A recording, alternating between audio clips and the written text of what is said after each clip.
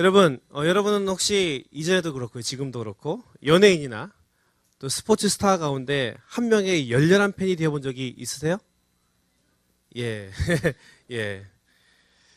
요즘 제일 뜨는 아이돌 그룹이 있다면 그룹 엑소죠. 예. 얼마 전 인터넷상에서 이 엑소의 팬들이 이 엑소 멤버들의 군 면제 청원 서명 때문에 엄청난 논쟁을 일으켰는데요. 예. 그 팬들이 말하기를 다른 사람 몰라도 엑소 멤버들은 절대로 군대 가면 안 된다는 거죠. 예. 이에 대해서 이거는 사생팬을 넘어서 오생팬이다. 예, 말장난이죠. 예. 팬이 아니라 스토커다 난리가 났습니다. 일부에선 이 다른 아이들의 그 사생팬들이 엑소의 인기를 떨어뜨리기 위한 그 지능적인 안티다 해서 아주 각 포털 게시판이 난리가 났었는데요. 여러분은 이 일에 대해서 어떻게 생각하십니까? 저도 그룹 엑소를 참 좋아하는데요. 예. 이 대표곡 이 으르렁 외에도 피터팬, 나비 효과 노래 괜찮은 가사서 자주 듣습니다. 여러분 혹시 엑소가 누군지 아시죠? 예. 몇 명? 12명이고요. 6명이 한국인, 6명이 중국인. 예. 나눠서 엑소 K, 엑소 M으로 활동을 하죠. 예. 어쨌든 이 군면제 청원이 엑소 본인들과 직접적으로 아무런 연관이 없음에도 불구하고 괜히 욕먹는 게 안타깝더라고요. 근데 여러분, 사람은 누구나 자기가 좋아하는 스타에 대해서 좋아하는 감정을 표현하고 또 팬으로 적극적으로 활동하는 것은 자연스러운 일이죠. 그러나 정도가 심하고 다른 사람들이 동의할 수 없으며 또한 타인들에게 불편함을 줄 정도까지 한다는 건 다시 생각해 봐야 할 일입니다. 그런데 이런 팬덤과 이와 관련된 여러 일들을 통해 알 수 있는 사실은요.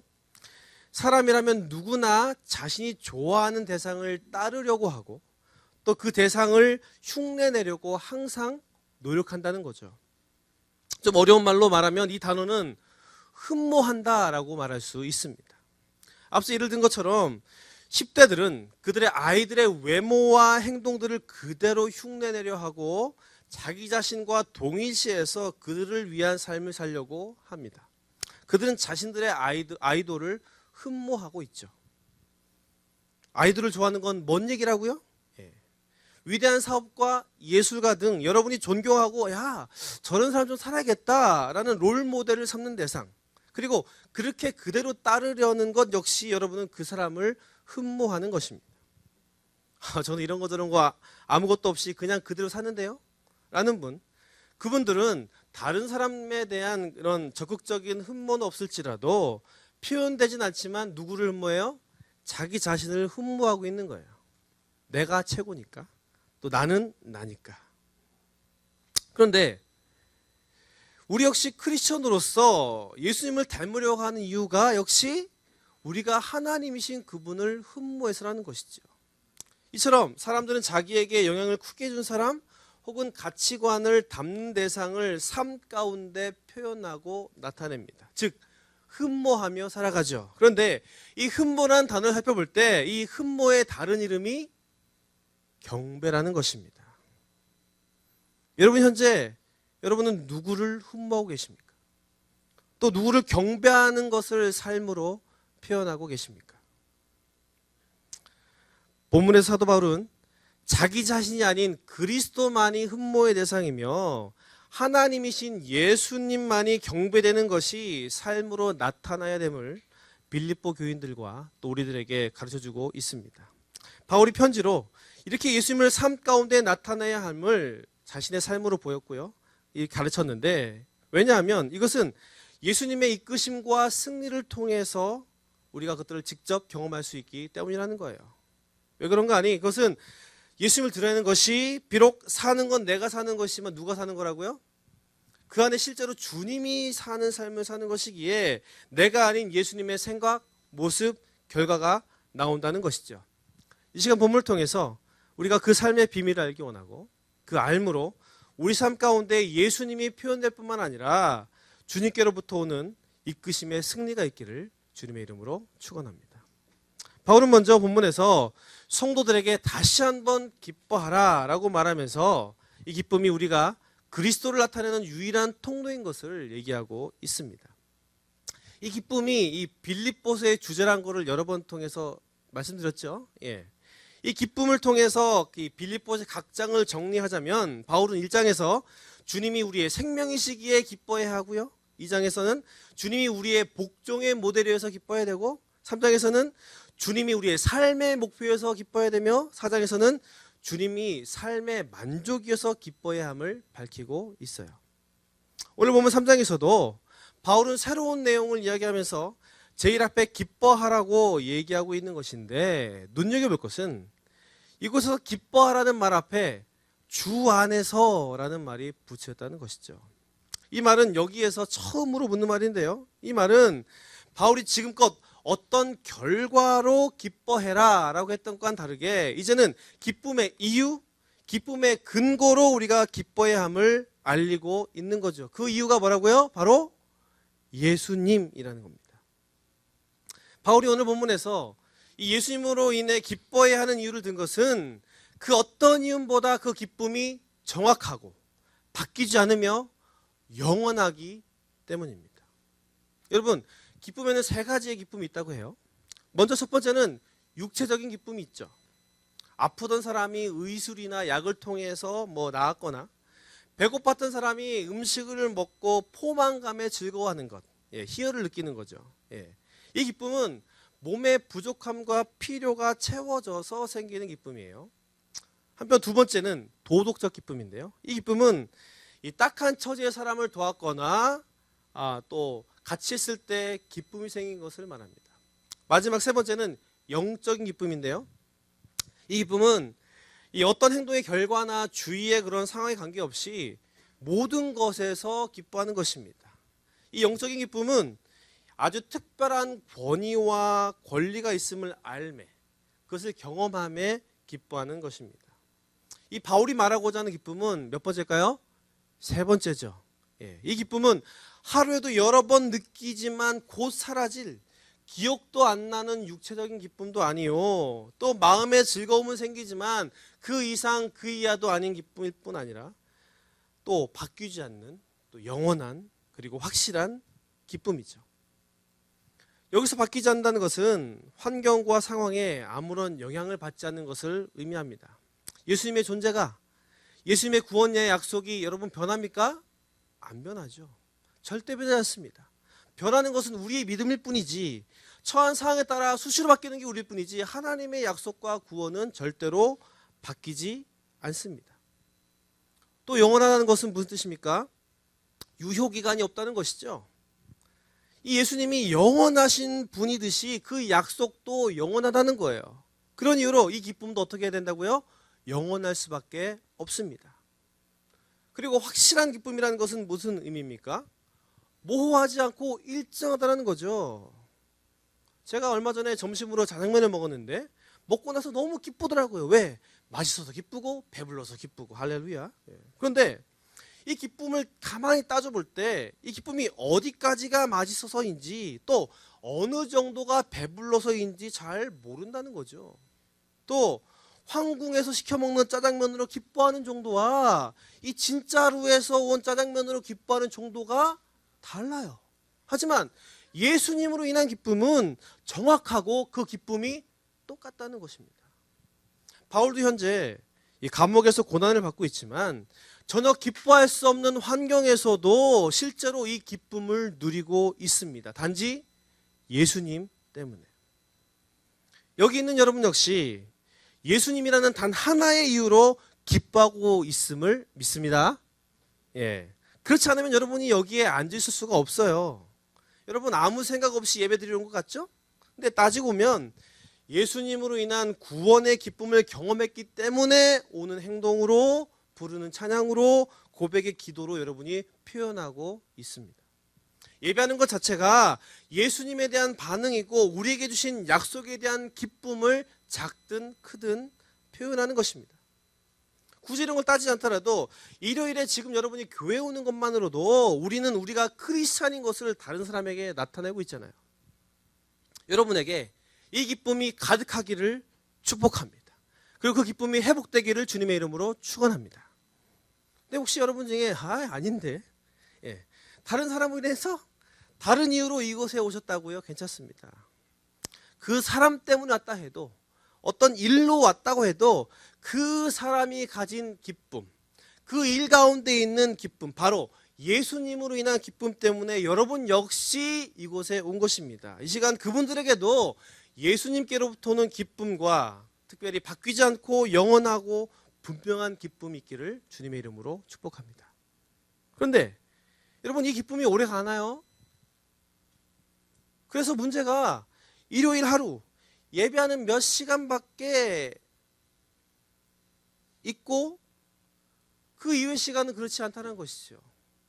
그렇다면 우리가 일주일의 대부분의 생활 가운데 이 기쁨을 어떻게 누릴 수 있을까 하는 것이 우리에게 문제인데요. 바울은 이에 대해서 1절 끝부분에서 이렇게 말하고 있습니다. 너에게 같은 말을 쓰는 것이 내게는 수고로움이 없고 너희에게는 안전하니라. 즉 무슨 말입니까?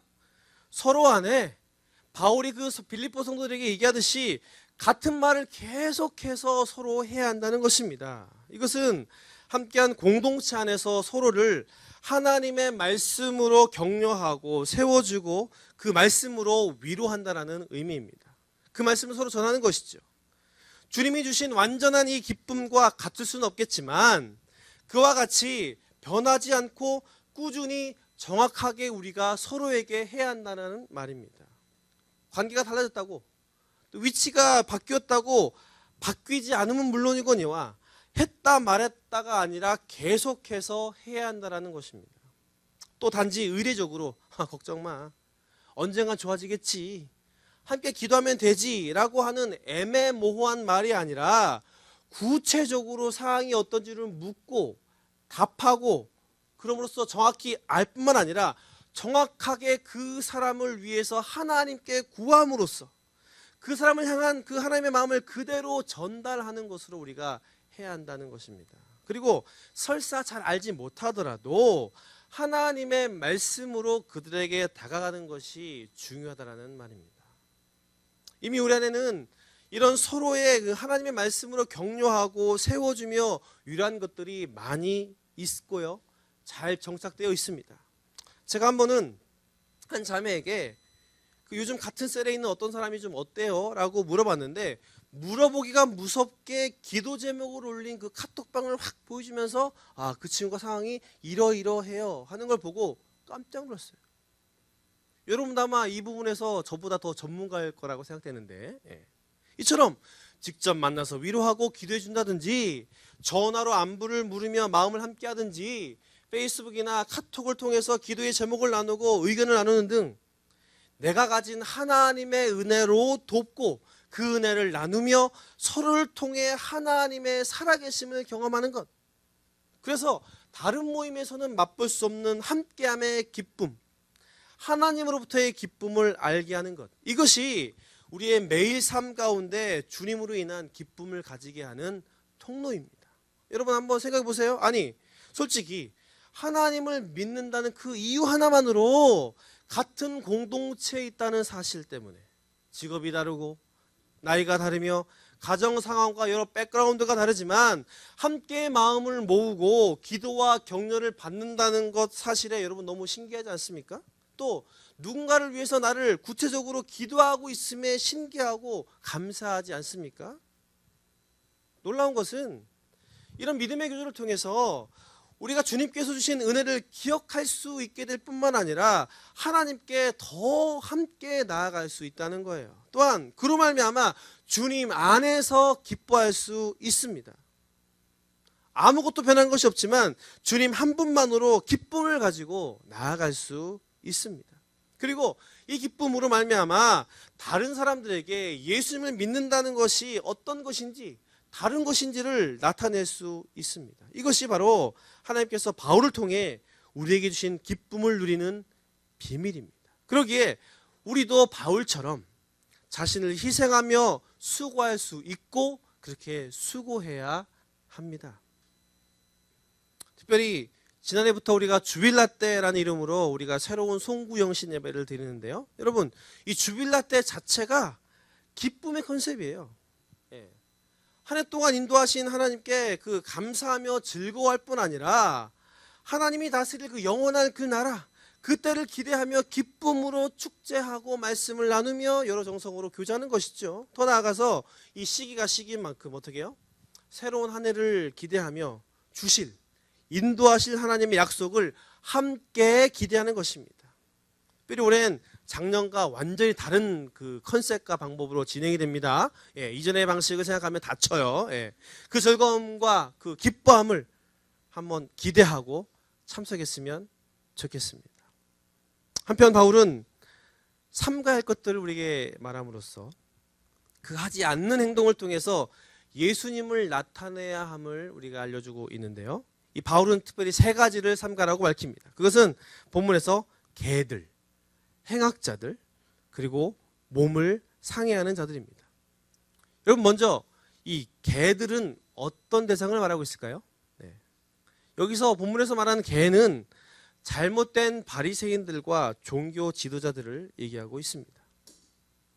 그 당시의 개들은 거리에 떼거지로 물려다녔다고 해요. 집도 없고 주인도 없이 이리저리 쏘다니면서 더러운 것들을 먹고 자기들끼리 싸우고 행인들을 공격하는 들개들이 대부분이었다고 합니다. 그래서 이스라엘 사람들이 거리에 나갈 때는 항상 뭘 가져가요? 개들을 쫓고자 짝대기를 가지고 다녔다고 하죠.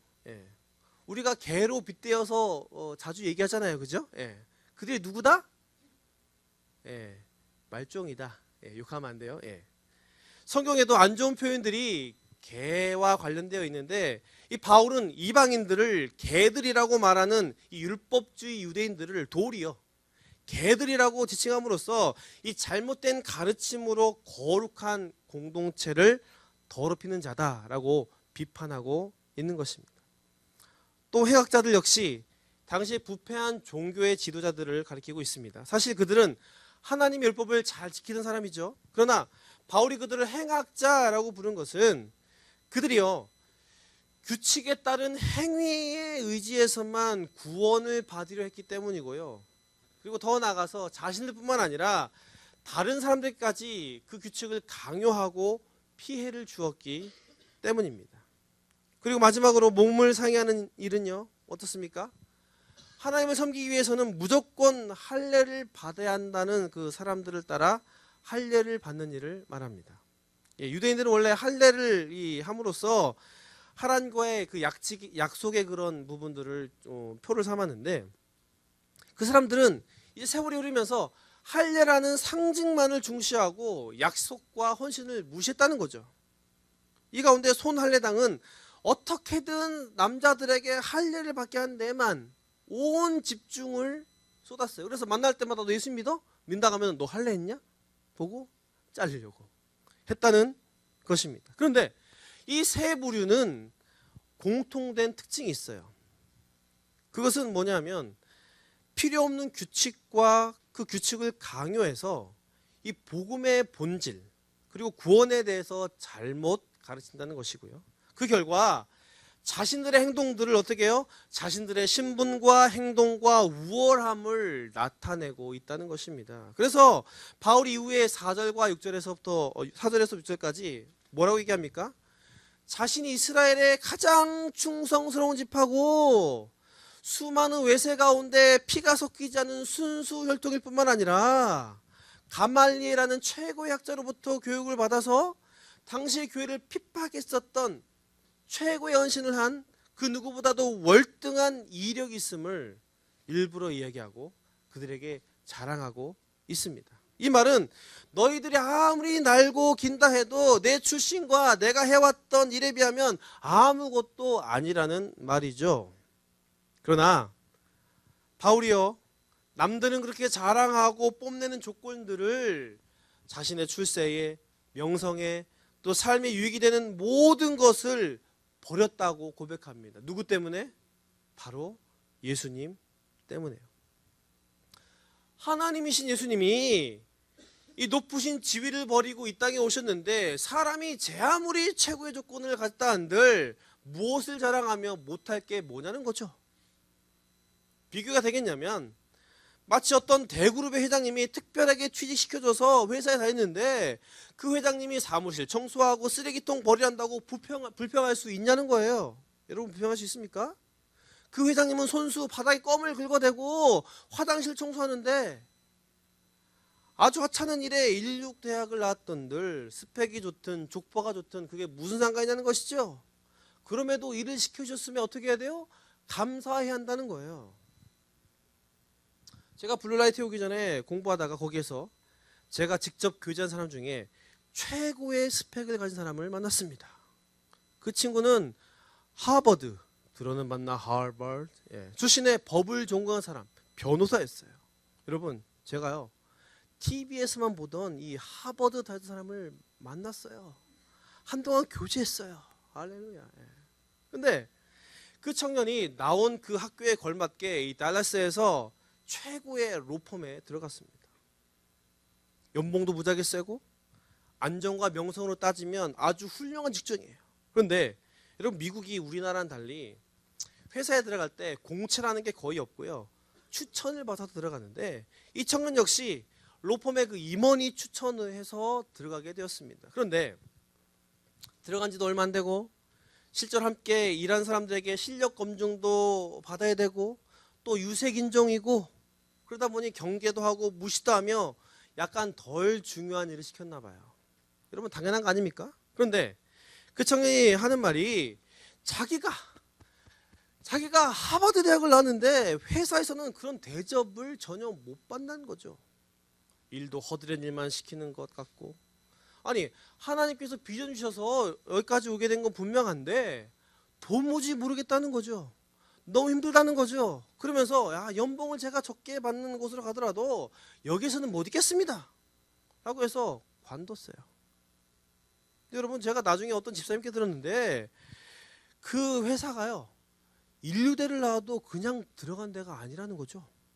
경력 있는 것도 아니고 그 사람을 뽑은 게 그 청년을 뽑은 게 이해가 안 된다는 거예요. 그리고 제 아무리 하버드를 나왔다 한들 처음에 검증되지 않으면 바로 일을 주지 않는다는 거예요. 그리고 그 경력에 받는 연봉 역시 최고였다는 것이죠.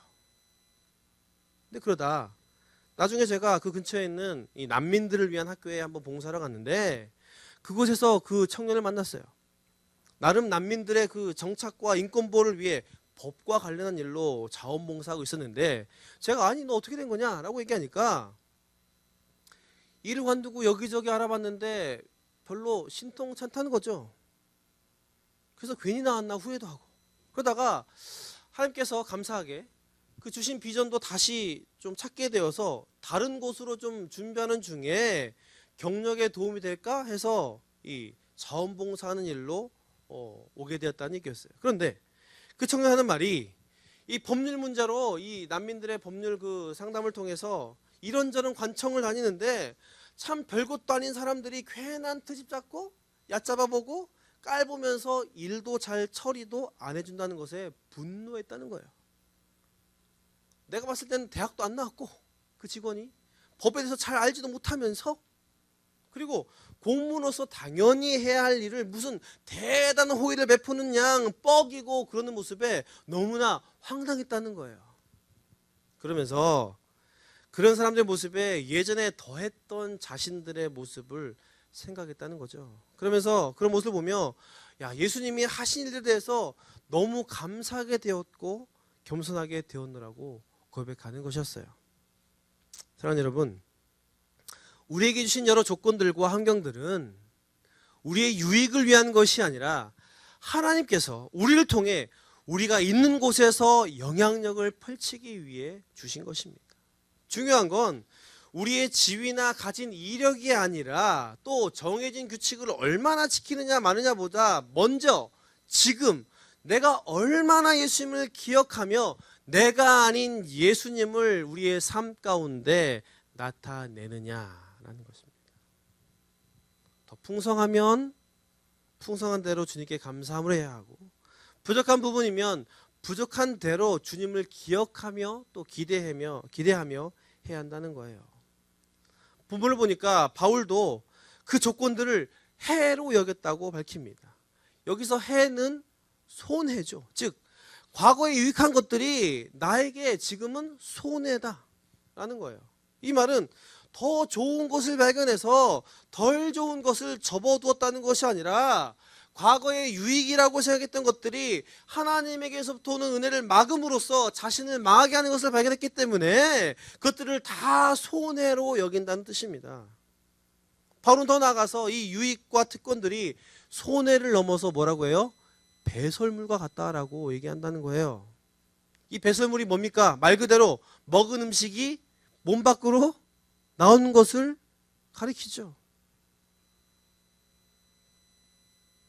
바울은 지금까지의 그 자기의 조건과 스펙이 완전히 헛된 것이라고 얘기하는 것은 아니고요. 그 모두가 필요 없다라고 말하는 것도 아닙니다. 그가 말하는 것은 제 아무리 훌륭한 백그라운드를 갖다 한들 예수님께서 주신 구원과 생명에 비하면 이건 정말 아무짝에도 쓸모없다라는 의미죠. 여러분, 사람이 가진들, 노력한들 하나님이 주시는 생명을 얻을 수는 없습니다. 세상 모든 것을 가졌다 할지라도 한순간에 죽으면 그 가진 것들은 모두 내 것이 아니에요. 근데 눈여겨볼 것은 바울이 밝힌 이 배설물 여긴다에서의 이 동사의 시제입니다. 여기서 여긴다라고 하는 단어는 계속적인 용법으로 쓰였어요. 바울이 이렇게 이 단어를 쓴 것은 한 번 내린 그 결단을 의식적으로 계속 내림으로써 자신을 의지하는 이 세상의 것들을 완전히 포기하고 계속 그리스도만을 믿는다는 일에 계속 하겠다는 뜻이죠. 즉 세상 일을 내팽겨치는 것이 아니라 그리스도를 믿고 드러내는데 방해가 되는 것이라면 과감없이 제거하고 그 믿음 가운데 맡은 일을 지금 최선을 다해 하고 있어야 하고 한다라는 말입니다.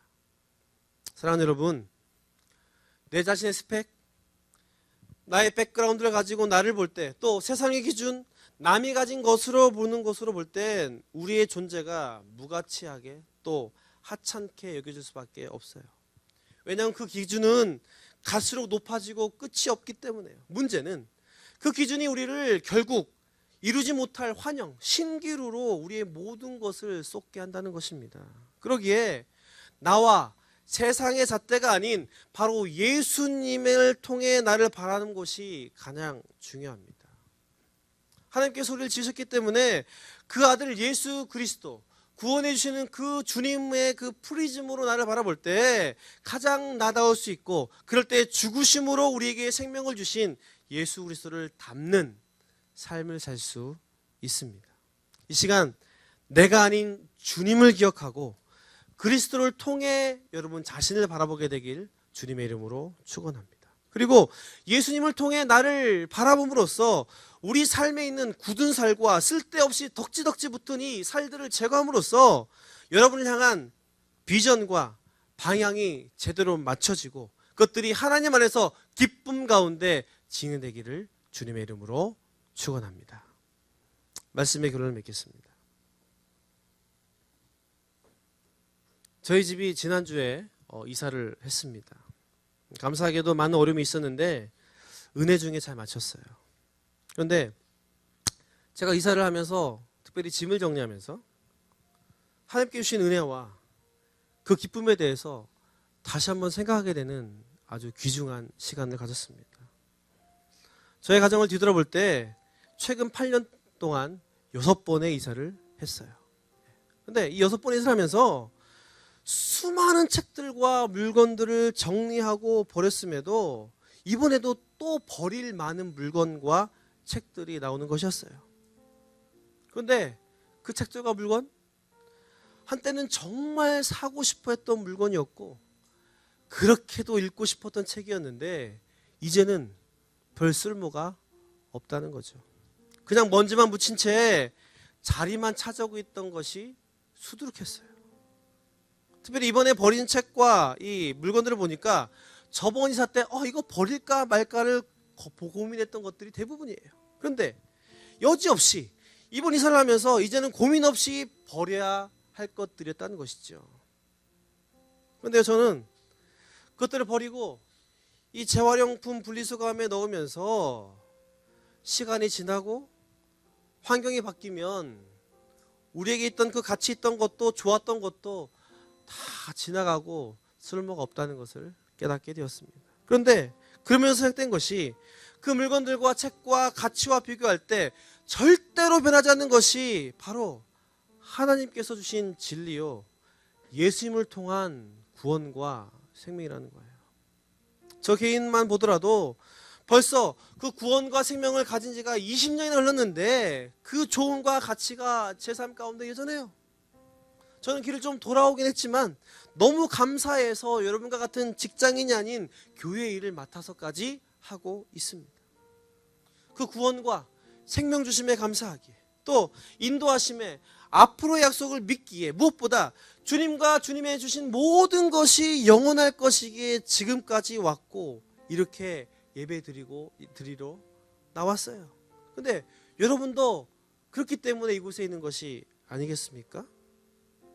이 진리와 가치, 또 생명을 가지고 있기 때문에, 굳이 예수님이 나를 구원하셨기 때문에 내 인생은 주님 거다라고 얘기하지 않아도 매일의 삶의 분주함과 어려움 가운데서도 주님을 기억하고 그 특별한 은혜를 바라며 나가는 것이 우리의 본분이고 우리의 기쁨이 된다는 거예요.